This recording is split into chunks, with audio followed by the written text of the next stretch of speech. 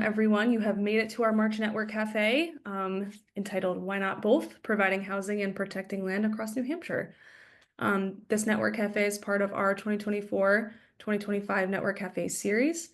For those of you who don't know me, my name is Colleen Jennings. I'm the Communications Coordinator for the New Hampshire Food Alliance. And we're going to start things off as we usually do with some introductions. I've invited everybody before and now to introduce yourselves in the chat. Like Nicole said, it helps us kind of get an idea of who's here, who's in the room, helps our speakers kind of think about who they're talking to while they're sharing all their great information. So please do that. And while you're doing that, you can also check out our agenda, which will be in the chat, as well as on that agenda is our working agreement for our network cafes, which will, if you take a look at that, we'll share a little bit about what you can expect from us during this time together and what we expect from you as we learn together today. So a little bit about us as an introduction before we get things started. I am one of a small team of people who work at the New Hampshire Food Alliance, and together we coordinate a network of over 200 organizations, businesses, communities that are dedicated to growing a thriving, fair, and sustainable local food system here in the Granite State. So all those organizations that you see there on that slide and many more, we build relationships with each other, we learn together, and we collaborate to advance our common goals and respond creatively to challenges and amplify our collective impact together. And we do all of this work and much more as a community outreach program of the Sustainability Institute at the University of New Hampshire in Durham. And as part of UNH, we share in the university's dedication to its core educational mission. And by doing that, we're embracing the many characteristics of our community members that make them uniquely themselves. So one piece of our work is hosting these Network Café series and these Network Cafés. We host them as really inclusive opportunities for all of us to come together and learn about things that are affecting our food system. So these hot topics and issues that are critical to address and that our food system is facing at this moment. We host them every Friday, the first Friday of each month, September through April. And we, as I said, these are places for us to learn together and really address issues that are top of mind for everybody kind of in our food system right now, which leads me to why we're here today. So we're going to tackle two tough issues today. We're going to talk about housing and we're going to talk about conservation, particularly with a focus on ag land preservation. And we're especially going to talk about where those two issues come together and where they intersect. The old story of housing and land conservation is that only one of them can prevail. And today we're really going to question that premise. And we're going to do that by first hearing from our presenters. They're going to kind of give us the story, the lay of the land, if you will, of the housing conservation work happening in New Hampshire and the issues that those sectors are facing. And then we're going to hear about the really exciting things and possibilities that happen and rise to the surface when those two sectors kind of intersect with each other inevitably. We're going to hear some of that from Sarah and Jamie. They're kind of going to dive into that intersection a little bit, but then we're going to spend some time together at the end, kind of having a discussion with all the super smart people in this room, a lot of people that I have leaned on to prepare this Network Cafe. And we're going to hopefully, I hope, share about the amazing organizations and resources and projects and tools and all the things that are helping to produce a collaborative environment for the housing folks and conservation folks to work better together. So that is our goal. I'm hoping it's not too big. I think it's going to be great. So with that, I'm going to pass things over to our first presenter, Sarah Wrightsman, who is the Community Engagement and Education Manager for New Hampshire Housing. She's going to kick things off for us. So take it away, Sarah. And I'm going to give you your control. Let's see. Great, thanks, Colleen. We're experimenting with sharing control of our slides. Let's see.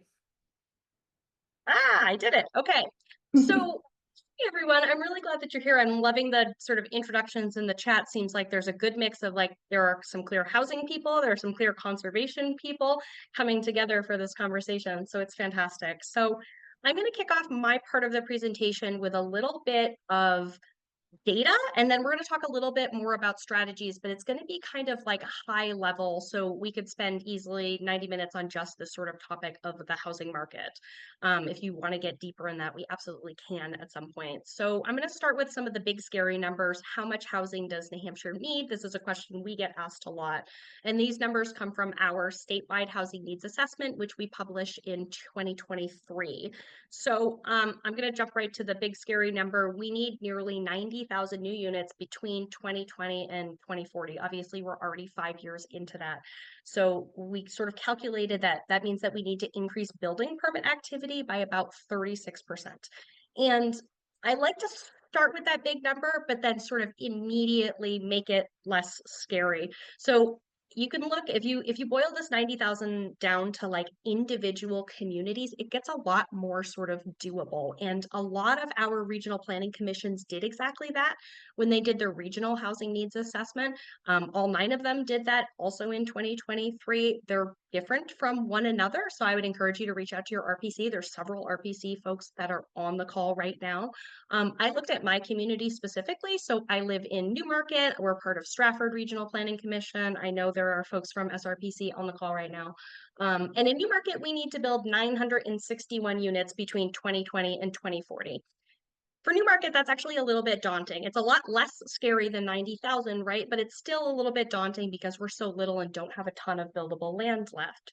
Whereas on a town like Brookfield, also in SRPC's region, only needs to build 35 units between 2020 and 2040. So we're talking about totally different things depending on the community's sort of capacity and size and economy and needs, their sort of projected demand. So for the most part, when we break it down to the local level, it starts to feel a lot more doable and a lot sort of less scary.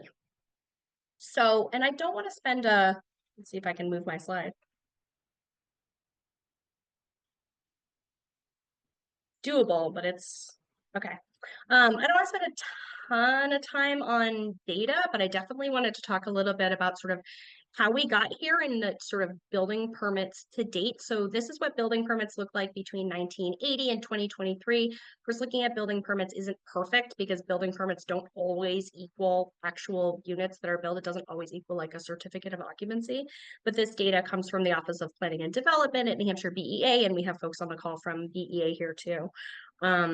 So you can see if you look at like these past several years, there's kind of like obviously 1980s, big boom in housing, early 2000s, another kind of nice, more sustainable boom in housing. And then 2008 and the housing crash happened. We're sort of in recession levels after that. And even now in, 2021, 2022, 2023, we really haven't gotten back to those sort of pre-recession levels of like pre-2008. So the crux of the issue, right, is that we're not building enough housing.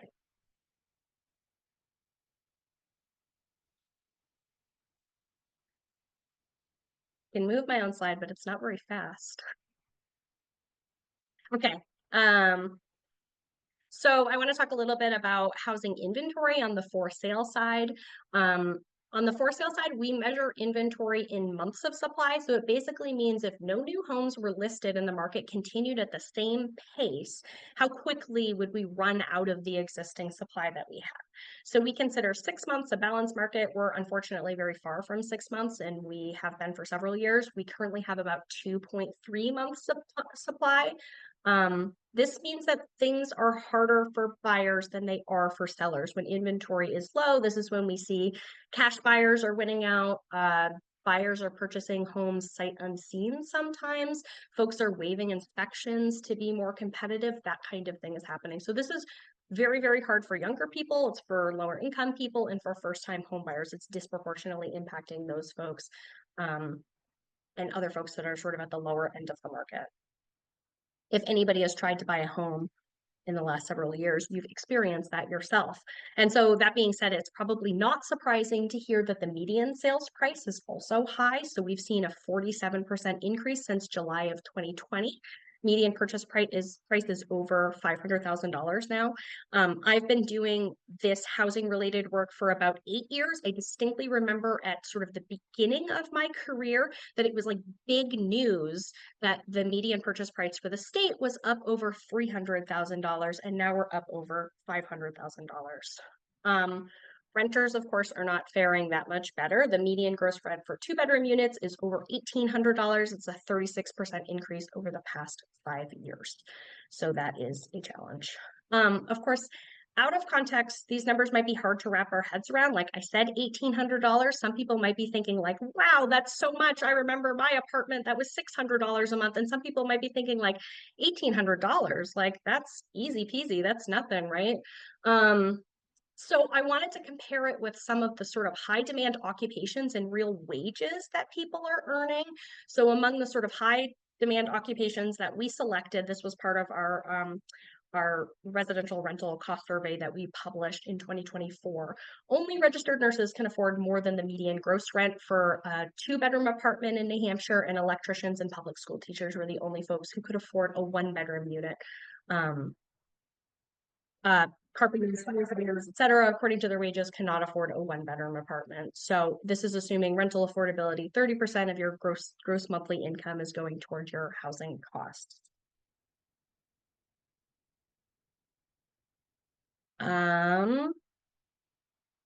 And I rarely talk about sort of demographic data in my presentation, but I did want to include a note specifically on household size. I'm going to circle back to it later in this presentation when we talk about strategies. And it's because of the impact that this specifically has had on the housing market. So even if the population hadn't changed at all, we would still need more housing units today than we need in the past. And this is because the average persons per household has decreased. So in 1960, there's 3 persons per household. In 2022, there's an average of 2.5 persons per household. New Hampshire is just below that sort of median, that national average at 2.46 persons per household. And you can look at this data too, also in the number of single person households, and it shows sort of the same trend. So people are living alone at higher rates, families are having fewer children, and we know that the issue is then that we have sort of oversized housing in New Hampshire and have a demand for smaller housing types, smaller and more affordable. So the good news is that we know that zoning reform works. So there's some new research from Pew that basically demonstrates that rent growth is lower where housing has been added, and there's more housing where zoning reform has taken place. They did this sort of analysis of some Midwestern cities, which I know we're not in the Midwest, but this was a sort of great and very reaffirming study that they did. So the question for us then is, how do we create more housing while simultaneously preserving land for agriculture and recreation and protecting our sort of rural character in New Hampshire? Because we need growth. We know that growth is happening, but we want it to be appropriate for the sort of New Hampshire context. And before we talk about strategies, I did want to just sort of baseline talk about definitions so that when we get to the discussion later, everybody's kind of on the same page. So I already mentioned that affordable means that no more than 30% of your household income is spent on your gross housing costs. Gross housing costs just basically is inclusive. So if you are a homeowner, it's going to include your taxes and insurance. If you're a renter, it's going to include your utilities. So no more than 30% of your household income is spent on gross housing costs. That's kind of an older sort of established criteria for what affordability means. We can have a whole discussion too about whether or not 30% of your household income is still appropriate today, but that's how we're defining affordable. I wouldn't say I tend not to use the phrase affordable housing, but I acknowledge that affordable housing is pretty vague as a phrase. When you hear me say it, it's usually because I'm trying to be vague. I'm trying not to be too specific. Affordability is relative, right? So there's certainly people who are cost-burdened, meaning that they're spending more than 30% of their household income on their gross housing costs, but most people live in affordable housing, i.e., housing that is affordable to them, right? Like all housing is affordable to someone. And I hear people use the phrase affordable housing to mean very different things. So, whatever that might mean to you when you hear the phrase affordable housing. Workforce housing, on the other hand, has a very specific definition that's established in New Hampshire RSA 67458 to 61. So, we have a state law that establishes what workforce housing is. It's a rental housing that's affordable to people earning 60% of the area median income, or 100% for buyers, for sale housing that's affordable to people making 100% of the area median income. So a very sort of specific definition capturing either people who are making less than 60% AMI or 100% AMI. And there's a bunch of different ways that we build affordable housing and that affordable housing happens. Sometimes it's a developer subsidy like the low income housing tax credit project, where we're giving New Hampshire Housing gives financing to developers and they're building affordable housing that meets the sort of specific criteria of this financing. Sometimes it's people are holding Section 8 housing choice vouchers and they're going and using that and getting their housing subsidized. Sometimes it's stuff like deed restrictions. So say if the community says we need you to build 10% of the units in this development are affordable, we're giving you this extra sort of density bonus in exchange, there might be a deed restriction in place that requires that housing be affordable for a certain time period or in perpetuity. A lot of the housing in New Hampshire, or at least used to be, that is affordable is naturally occurring affordable housing. So it's housing that just kind of, for whatever reason, falls under those thresholds. And often you'll see that being like older housing stock, dilapidated housing stock, smaller units, that kind of thing. So that used to be a big part of what our affordable housing is, and because of the market is a lot less of what it is now. So I'm going to talk a little bit about a couple specific strategies that communities can use where they're increasing their housing. You know, they recognize that we need housing growth. We need more housing in New Hampshire. A lot of what I'm going to talk about, I think all but one, are ways to use really already set development. So instead of, Sarah, building new, yeah, sorry to interrupt you. You just once in a while are going in and out. Could you just say that last okay. sentence again? I feel like it was an important one. Yeah, absolutely. Sorry, I am working from home today and my home internet for whatever reason and Zoom are not best friends. So I was just saying that most of the strategies I'm going to talk about in this last little bit are pretty specific to like putting more housing where development already exists, putting more housing where increasing density where say we already have roads, we already have infrastructure, there's already sort of housing or commercial space in existence. So the first example is like adaptive reuse. So it's the practice of reusing old buildings for new purposes. So think the mills. New Hampshire is pretty famous for like our mills being used as housing now. Again, I live in Newmarket, downtown Newmarket, we have the mills. Other malls and other office buildings and commercial spaces, there's a lot of sort of potential there. And I've also seen like former schools being used as housing in the future. So I have a couple examples. There we go. So on the left is a former school building in Temple, New Hampshire. It now has 3 units of housing. Sorry, I think specifically not affordable housing.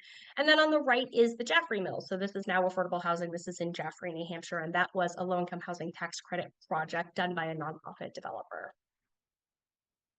So sort of similarly, many of you have probably heard of accessory dwelling units. So ADUs are a secondary home or apartment that's on an existing single family lot. So it can be an apartment that's within the primary home, like a basement or an attic is common, attached to the primary home, or in an accessory building like above a garage or in a standalone cottage. It is noteworthy that in New Hampshire, we have a state law that requires communities allow attached ADUs wherever single family homes are allowed.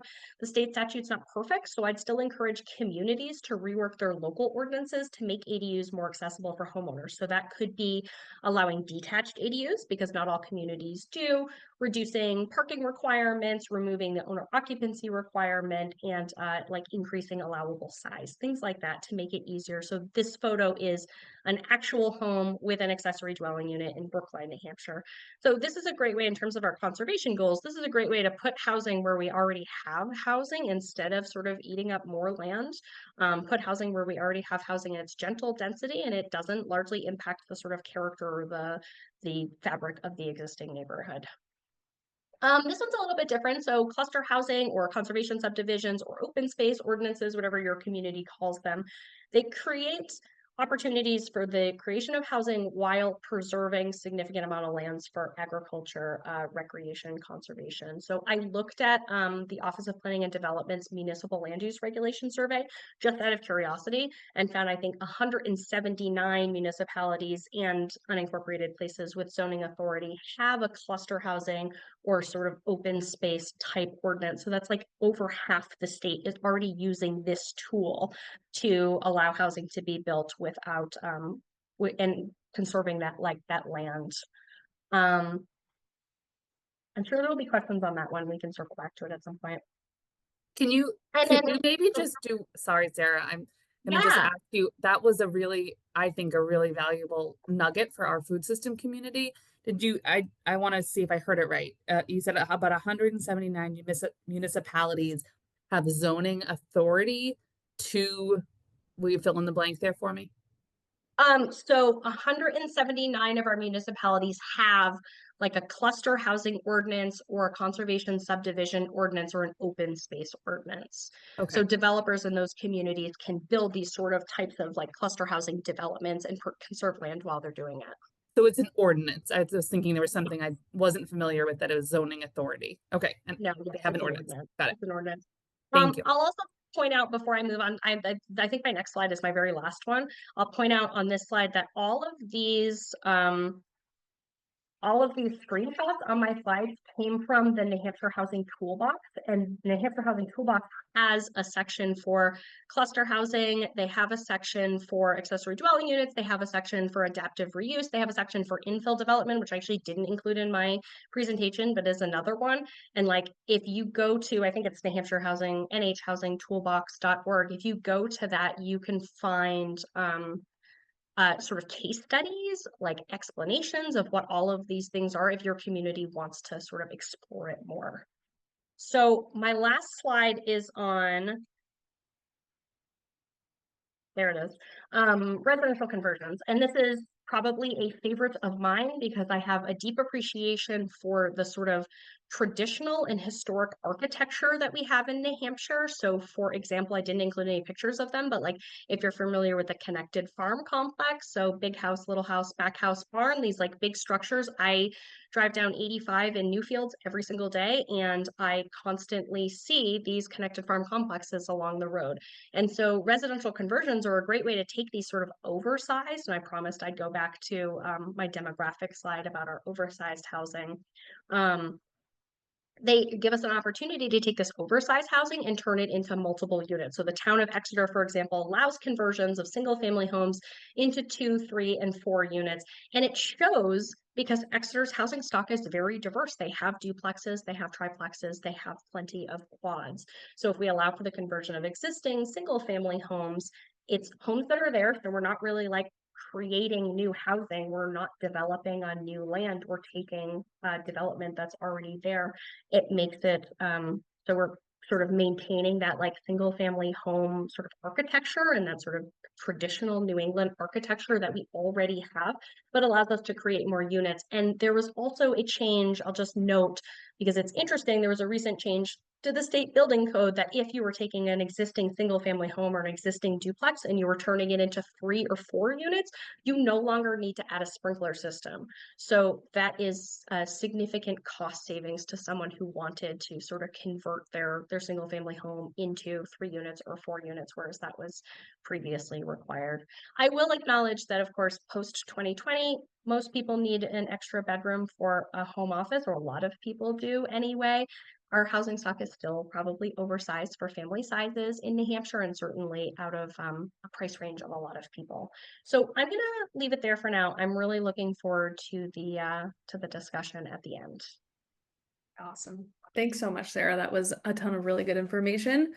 All right, I'm gonna move things over to Jamie, who is the Senior Great. New England Program Manager for American Farmland Trust. Take it away, Jamie. Great. Let's see if I have the control power here. You should. Hold on.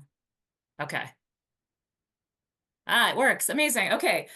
Great. And yeah, just caveat too, I am working from home as well today, and it's very windy out, so please just flag me if I cut in and out or anything like that.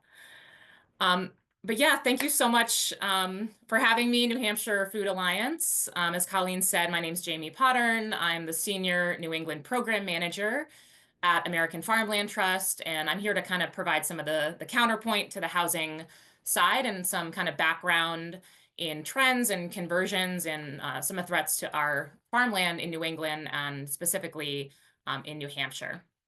So I'm going to run kind of quick through some of these data slides so we can really get to the discussion. But very briefly, for those of you who don't know American Farmland Trust, perhaps you've seen our No Farms, No Food bumper stickers. Some may not know what we do at AFT. But we're a national agricultural land trust. We work across the country to save the land that sustains us. We do that by protecting farmland, promoting sound farming practices, and keeping farmers on the land. We do that in lots of different ways through policy, advocacy, research, direct technical assistance to farmers, lots of work with communities all around the country. And we're really blessed to have a really robust regional team here in New England. We have boots on the ground in all 6 New England states. And again, one of the things that we really try to support communities on the ground with is empowering them with data about threats to farmland. So the statistics I'm going to cite today are primarily from our Farms Under Threat research study, which is sort of a series. The first looked at conversion trends across the US in each of the 50 states from a 15-year period from 2001 to 2016. Our 2040 study then took those same trends and projected them out to the year 2040 and what would happen under different kinds of development scenarios. I'm also going to reference a study that I co-authored that pulled the data from that first State of the States study for the 6 New England states that kind of consolidates what's really going on right here in New England. But kind of back to that 15-year period from 2001 to 2016. So what did we find? Unsurprisingly, we found that although in the Northeast and in New England and in New Hampshire, right, we don't have as much farmland as other parts of the country, but we found we're really losing a disproportionate amount. We're losing a higher percentage of the farmland that we do have left. And when we project those same trends out to the year 2040, those same trends held true. Unfortunately, we see a lot of New England lighting up in bright red as being particularly vulnerable to our farmland being converted. And something I want to mention, which I think is pretty cool that our Farms Under Threat study did for the first time, to my knowledge, was it kind of distinguished between different kinds of conversion that was happening across the country. So prior to this study, all we really knew was, something was a farm at one point, and then we looked a few years later and it's no longer a farm, right? And that's sort of what we call on that left end of the spectrum is urban and highly developed type of conversion, what we call UHD. Something was a farm, it's not a farm anymore.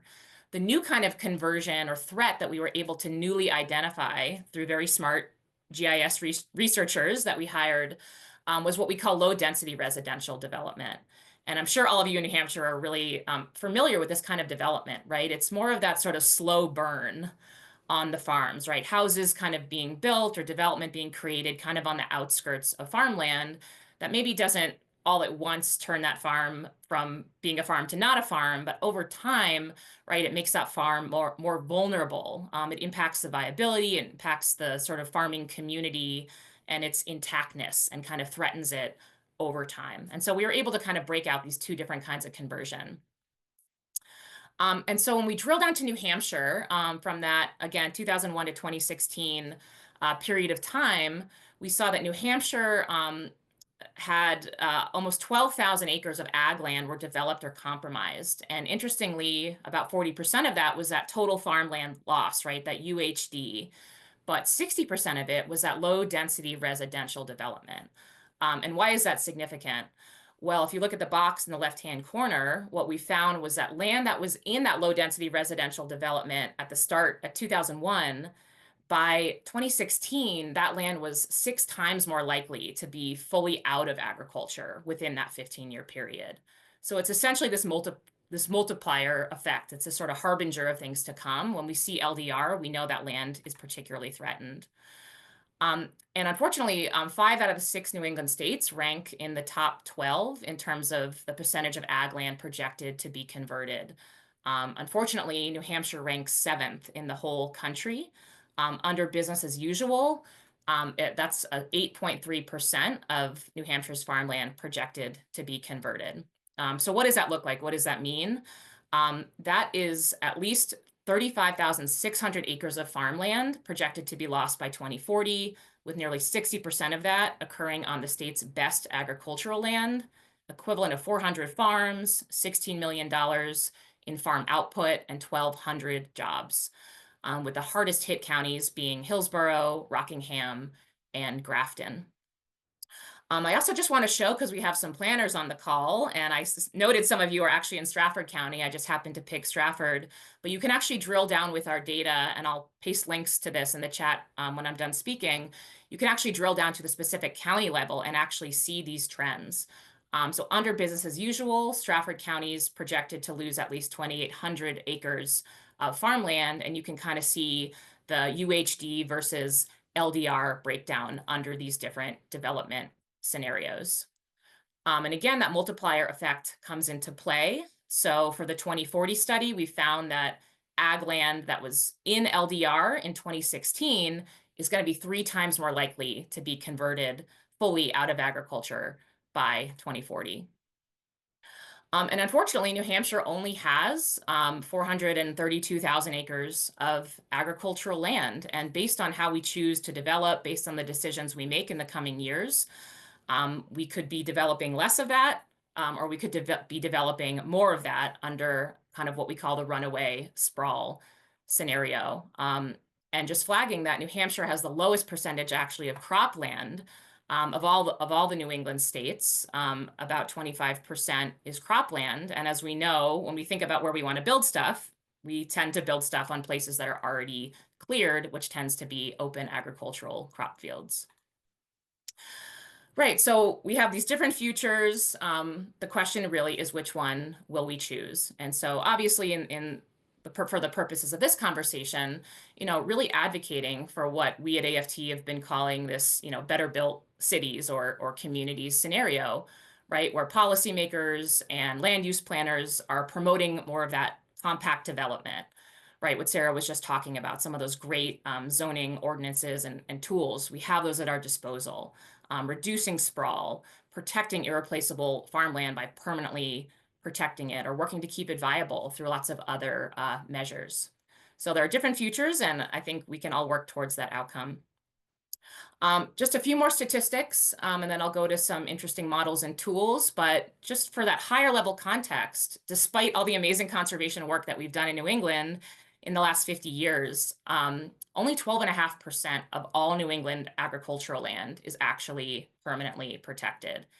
And actually for New Hampshire, that's about the same percentage. Only 12.3% of all of New Hampshire's agricultural land is permanently protected.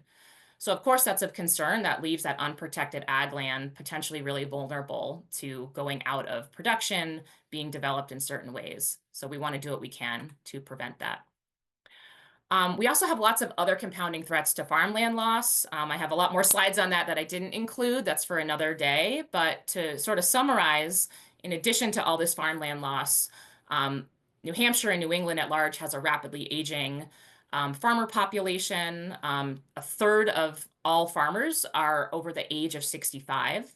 And we know that a lot of those folks don't have succession plans. They don't have a farmer lined up to take over the farm after them, and that's a real concern. We also know the next generation of farmers who are really eager to get onto these farms, right? They really struggle to afford the farmland and the housing.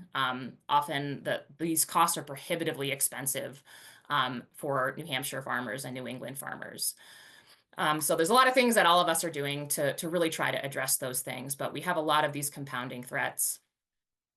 I did just want to flag that the farms under threat data I mentioned have been used to inform local planning efforts, and we really encourage that and can get you any of the data that you need.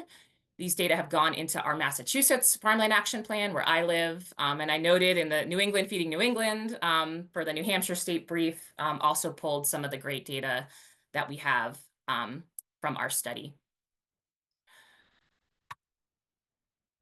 There we go. Yes, and as I mentioned, policy, I'm not going to dig too much into that, but just highlighting that American Farmland Trust has our own policy platform and policy priorities related to addressing a lot of the challenges that I just mentioned. And the one I pulled out from my colleague, Chessie Gazzillo, who's our New England policy manager, obviously flagging some needs are really increasing the funding for permanent farmland protection through the state programs, ALP, as well as LCHIP, continuing to support the Food Alliance, which I'm doing here today, and exploring farmland access opportunities such as a state Buy Protect Sell program.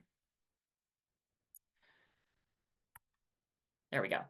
All right, so in sum, just really want to flag what I sort of, as I was thinking, as I was pulling together these statistics, what are some imperatives for the New Hampshire conservation community? This is not news to all of you who work on the ground in New Hampshire, but obviously given the limited amount of farmland that remains and the pending threats in terms of what we know we're going to lose, it's vital to conserve as much of the remaining ag land base as possible to protect New Hampshire's food supply and food security. We need to protect farmland, though, in ways that really thoughtfully incorporate farmer housing and affordability, because we know that next generation is really struggling to get on the land, and we know that farmers need housing. And thirdly, we need to sort of stretch our thinking and relationships to collaborate more on projects together and policies that can address both conservation and affordable housing, which is why I was so excited to be invited into this conversation today. So what are some ideas? How do we do that, right? So we have an existing conservation toolbox, right? For all the land trusts and conservation folks on the call, you might be familiar with these tools that exist within the conservation landscape, right? So when we think about protecting land, we can layer on additional tools that can address some of that affordability and access for farmers. So I'm not going to get too into the weeds into these tools. We can talk about them after. But there's a tool called the option to purchase at agricultural value. Some New Hampshire land trusts have been utilizing this tool. It ensures that protected farms stay in the hands of farmers and always sell at a resale value that is at an agricultural value. It's a really powerful tool. You can also include farmer housing requirements or limits on resale value to address, requiring that farmers live in the housing, addressing that affordability piece. And there's other models and tools to borrow from, the community land trust model, where you can do really cool 99-year ground leases on the land. Farmers own the buildings. You can have these cool affordability provisions and equity building mechanisms that can be baked into the lease. There's also buy, protect, sell projects. Land trust can step in, buy a threatened farm, protect it, sell it or lease it to a farmer. And then land trust may just own or acquire farmland that they can say, hey, we can think about, maybe we've never done this before. Maybe we can lease this farm to a farmer, and that farm may also include housing or other infrastructure that would be really critical for a farmer to have access to. So in my last couple minutes, I know I'm a little short on time, but I just want to uplift a couple examples. So I pulled this example, which I was actually involved with 10 years ago now, which is the Wingate Farm in Winchester and Hinsdale, New Hampshire. It was actually the first option to purchase at ag value project in the state of New Hampshire. It was very complicated to pull off the first one, but we got it done. But what this project did was there was a multi-generational farm, again in Winchester and Hinsdale. They were in the midst of trying to transition the farm from the elder generation to the junior generation. They wanted to permanently protect it. The amount that they were going to get from that conservation easement wasn't really sufficient to help kind of buy out that elder generation. And they also really wanted to ensure that the farm would always stay a farm, no matter who they sold it to, if they ever sold it out of the family. And so we were able to use that option to purchase an ag value mechanism, which increased the value of that conservation easement and made the finances work better for the family. And to be able to layer on this additional tool that again addresses that future affordability and buyer. And we also did what we call sort of a whole farm project where we used a deed restriction to tie that house lot to the whole property to make sure that the house and the land would never be separated from each other. So that's kind of an example of using a bunch of different tools within the span of the existing tools within the conservation world that we have access to. I also just want to flag, right, the conservation and housing partnerships are happening more and more around the country and right here in New England. I totally stole this slide from, I think, a Connecticut presentation. I think they borrowed it from LTA. Connecticut and Massachusetts recently have really been talking a lot about this topic. They've had their whole land trust conference really focused on the intersection between conservation and housing and how these things can work better together. And they really can, right? We can, see that we understand that all people need access to open space. Affordable housing is a human right. And again, I think our interests are not so different as they might seem, even though they're often pitted against each other. So the last example I'm going to show, this is an example from Western Massachusetts in the town of East Hampton that was led by the Kestrel Land Trust, which is a regional conservation land trust. I actually spoke on the phone this morning with Mark Walmsley there, who gave me a little bit more context about this project and how it came to be. So essentially, right, they're a conservation land trust. They've never gotten into the affordable housing space before, but they really decided as a land trust that they wanted to sort of step more into this space and really start to serve people that they recognized they hadn't really been serving in their community, around folks who really needed more access to both affordable housing and access to open space. And so they actually sought out an affordable housing project. And what they found was, in the town's open space plan and in the town's housing plan, a lot of these parcels were the same. And so they were able to locate this organization called the Community Builders. They actually owned a property adjacent to this one, so it made it really efficient to say, hey, would you like to create more affordable housing on this lot? And what they were able to leverage with this project was, able to sort of leverage the value of that frontage and the amount of money that sort of the housing world could bring in from other sources, from the pots of funding, state and federal, that can support affordable housing. And they were able to get Community Preservation Act dollars. And then the land trust community was able to focus on raising their money from traditional land conservation sources through the state, through other grants. And so sort of their powers combined, they were really able to make the budget and the financing work to match what the seller really needed to get.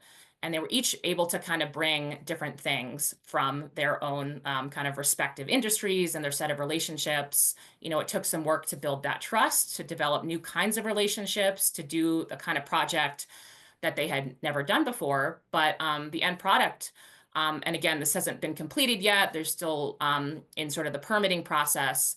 But the end product hopefully will be some great new affordable housing. The residents will have access to permanently protected open space, and it will achieve both the town's conservation and affordable housing goals, and really kind of, I think, set the stage for a lot more interesting projects like this to take place.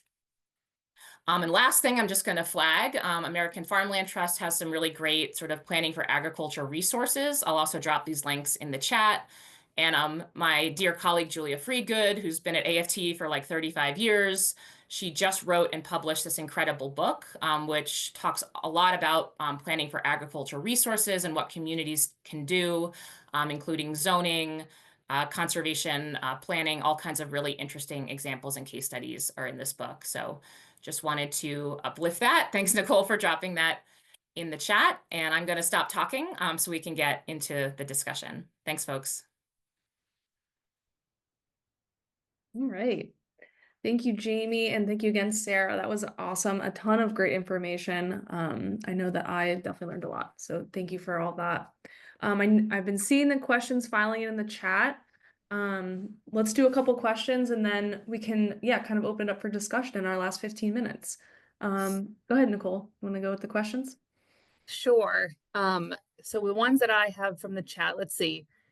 There was one clarification, Jamie. This one's for you. Doesn't low density residential housing also completely remove the land, i.e. if it becomes a big lawn, it's not growing food. So I think just a sort of a clarification on the high density, low density, density part of your presentation. Yes, I mean, in some cases, right, like perhaps it could be split up into multiple farms and that might get captured as low density residential. But yeah, generally these are sort of residential houses being built through regular zoning on these outskirts of farmland, right? It takes farmland, it makes it no longer farmland. And so, right, like I said, it's kind of the way I think about it is kind of that like chewing up on the outskirts of farmland where maybe if it's the last farm in town, it can still be viable because it's the last farm, right? We see that in some kind of suburban and urban communities that may not have as much of an impact if that farm is still there. But out in the countryside, right, over time, it makes that farm far more likely to really formally transition out of agriculture and, really no longer be a farm, unfortunately. Thank you. And there's a question about, yes, if anyone else has questions, please add them to the chat, or raise your hand if you'd like. Patsy, I was asking about if you're also looking at solar farm development as part of this topic. Yes, yeah, I didn't mention that, but there's also within that Farms Under Threat 2040 study, it does look at sort of threats from traditional solar development within that study. We have a lot of solar experts on our team, and really AFT, I think, is really at the forefront of kind of this middle ground of really promoting more of the agrivoltaic landscape that says, hey, we have these climate goals, we need renewable energy, we don't want to displace farmland. So how can we generate solar in a way that is conducive still to agriculture? So it's really the kind of solar that we promote and promote policies to actually allow farmers and communities to do more of, which is, again, the kind of agriculture where you can graze under these panels, where you can have tractors, do row crops under these panels, which can actually have a lot of really interesting co-benefits for the crops and for the animals. And most importantly, I think for the economic viability of these farms, where it really can be a win-win-win, where the farmer who's probably getting approached by, solar companies to, do more of the ground-mounted, not good solar, promoting more of this more agrivoltaic kind of solar that's going to not impair the landscape permanently and allow more funding and resources to flow into these farmers' pockets so they can stay viable and keep farming into the future. Okay. Thank you, Amy. I have one question of my own and then I promise I'll get to these raised hands that I'm seeing pop up. My question is, neither of you spoke about housing as a potential revenue source for New Hampshire farms. New Hampshire farms are very small and have really low gross revenue comparison to other farms across the country. And there are some that I know of that have, 1 bedroom or 2 bedroom apartments, basically ADUs on site on the farm. And I'm really curious about the idea of affordable housing and enabling affordable housing developments on farms in small ways that provide both housing opportunities for housing for workers, for tourism, and also provide a more stable revenue source for our very small farms. And could you either of you speak to that a little bit? I think it's a brilliant idea. What immediately came to mind for me, I believe Emery Farm in Durham has a building that they use as short-term rental on the property. And so it allows that sort of like eco-tourism on a farm and revenue for the farm. So it's a great idea. And there's no reason why anybody wouldn't be able to do that. I didn't mention when we were talking about ADUs, some of the benefits for them is creating revenue for the homeowner. So building an ADU next to your farmhouse, for example, is a great way to sort of increase revenue for that farm. I imagine that and then I promise I'll stop everyone. And that the limit to that would be the funding to pay for developing or finishing that space. Are there programs that you're aware of that make that more doable for farms financially? No. No, we've been specifically nothing specific farm related. We have been working with local banks specifically on creating a product that enables homeowners to build an accessory dwelling unit. So that could be utilized here. But there largely has not been great financing for sort of small scale development stuff, unfortunately, including accessory dwelling units. Great. That's an identified need at least. Molly, I think Molly had her hand raised first. Why don't we start with you and then we'll go to Mark. And then we're going to transition to our questions. Sorry about that. I had a couple of different mutes to get off.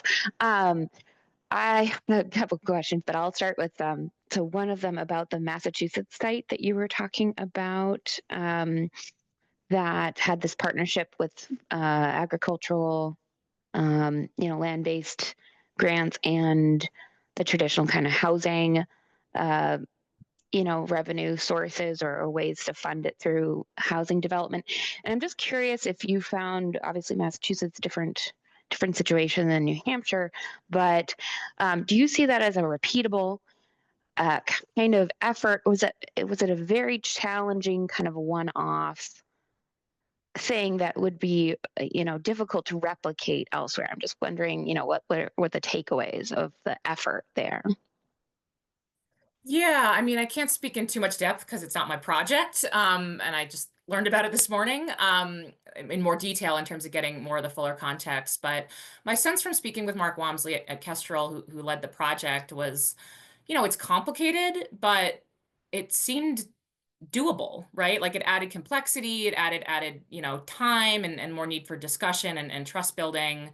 But and I think a clearer understanding from each of the parties in terms of timelines, right? Like, as we know, conservation, like if you have a state grant, you have to close by the end of the fiscal year. And I think some of those kinds of things needed to be, more clearly communicated, and it does add a lot more complexity. But my sense, at least from speaking with Mark, is that, if you've got the right partners in the room and the right timelines and things add up, that it definitely is doable. And there are, many other examples like this around the country.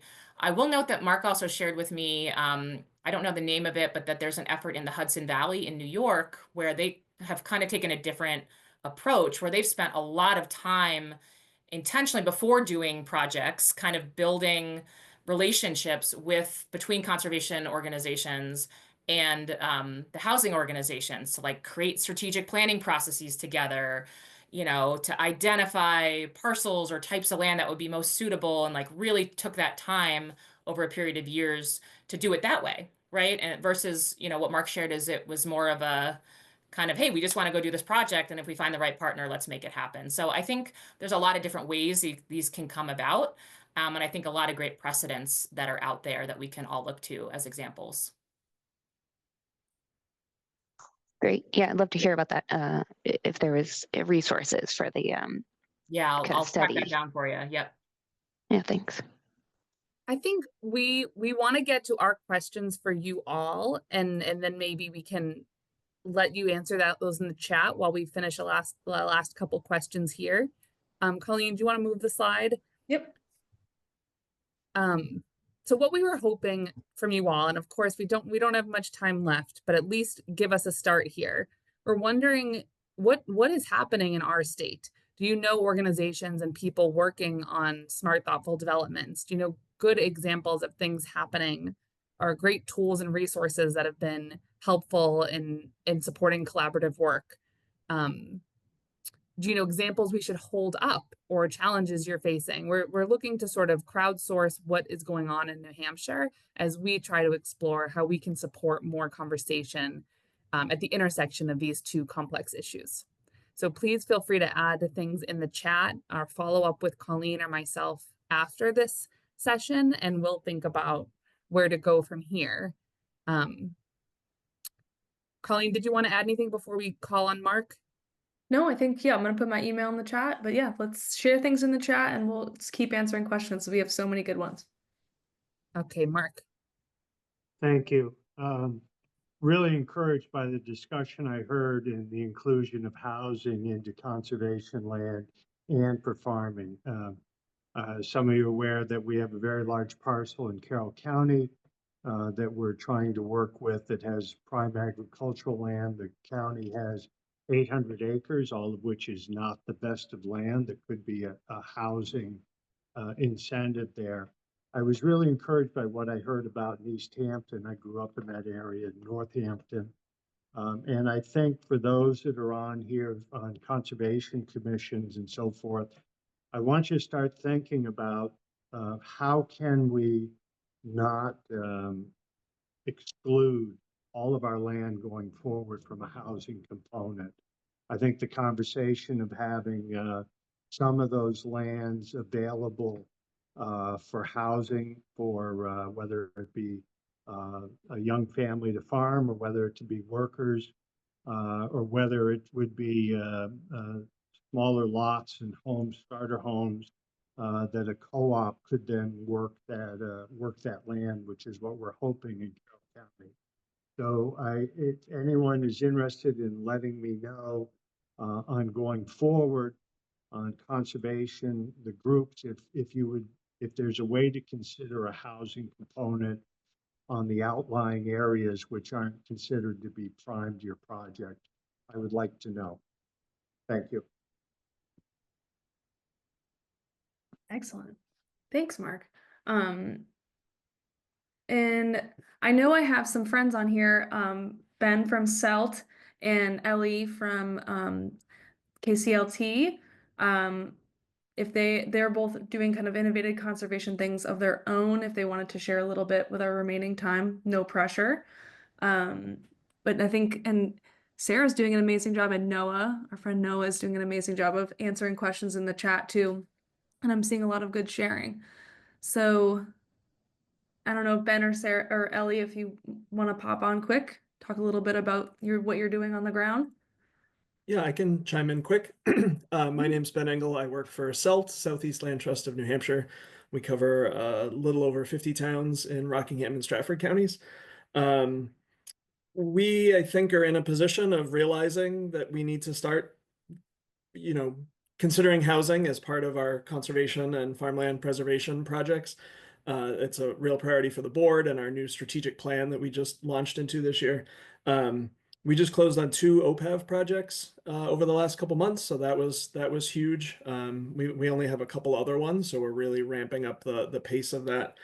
And we've started sort of cautiously talking to some developers, trying to balance like the optics of working with these developers, but the fact is there's going to be development happening either way, whether we're at the table or not. So trying to talk about ways that we can have smarter development and conserve some important land at the same time. Awesome. Thanks so much for sharing, Ben. I definitely encourage people to reach out to CELT if you're a land trust or a conservation organization that's interested in doing things and haven't tackled that area. I think they're a great resource to tap into. Let me see if Ellie's here. Yes, Ellie, I you are am here. here. Yeah, chime in a little bit. We have a few minutes. Yeah, I'll be brief and I'll put my contact info in the chat as well if folks want to get in touch later. But I am involved with a community land trust in the Kearsarge region called Kawasiwadzo Community Land Trust, or KCLT. And we're a pretty new organization. We're focused on sort of the intersection between land and housing, primarily focused on supporting affordable housing, but in ways that doesn't contribute to rural sprawl, maintains rural character of place in our communities here, and really utilizes existing infrastructure and buildings that either have been sitting vacant or redeveloping single family homes into multiple units. So that's kind of our focus. We have a pilot project that we're working on currently. It's a 70-acre piece of property sort of on the edge of the Mink Hills in Warner. It's an old farmhouse, and it was a farm at one point, but we'll need quite a bit of work to get back to that. But our goal is to hopefully make it available for farming at some point in the future. And we're currently raising funds to purchase that property by the end of this year. So yeah, I'll stick our website and my email in the chat, and definitely feel free to reach out. Awesome. Thank you so much, Ellie. And I had the privilege of hearing Ellie talk about her work in more detail at the NOFA New Hampshire conference a couple weeks ago. Hence is how I found her and got her here. But if you're interested in kind of the work that she's doing, the approach that she's taking in their organization, definitely reach out to them as well. So I'm kind of leading the horse to water here, trying to get us to think about these kind of different exciting ways that people are having these housing and conservation things intersect. So I think I'm seeing a lot of great stuff in the chat as well. I don't know if Sarah or Jamie, if you have any last words for our crew here. Otherwise, I think we'll probably wrap things up for the day. Thanks so much for a super amazing, engaging discussion. Even like, I love the presentation going well, but also like the chat just being blowing up with stuff. So thank you all. Yes. Same. Jamie? I can't wait to read the chat. I couldn't even keep up, but this really makes me think, like, it just seems like New Hampshire's so ripe to continue this conversation, and really eager to see how that manifests, and if we can continue and really kind of dig into the nuts and bolts in the next conversation. I would love that. Thanks for having me. Yeah, and thank you both. You guys are so excellent and shared such a wealth of knowledge. We also appreciate it. I just dropped a bunch of things in the chat. Please take our Network Cafe evaluation. You are already registered since you're here for our April Network Cafe, which is our last one and our most exciting, I'll say, because it is the launch of our strategic plan. So come find out all about that in April. And as I said, the New Hampshire Food and Agriculture Strategic Plan launches later this month. So stay tuned for that. Thank you all so much for being here and have a great weekend. Thank you, everyone. Thanks, Jamie and Sarah.